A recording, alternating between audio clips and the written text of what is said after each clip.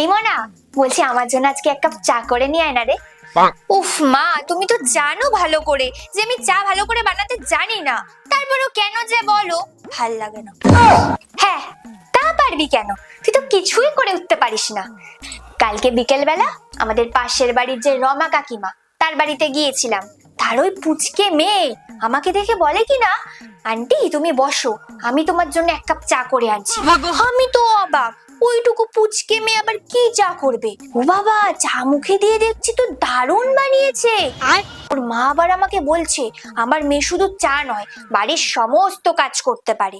তবে হ্যাঁ, এটা ভাবিস না বাড়ির সমস্ত কাজ করে বলে পড়াশোনাটা করে না।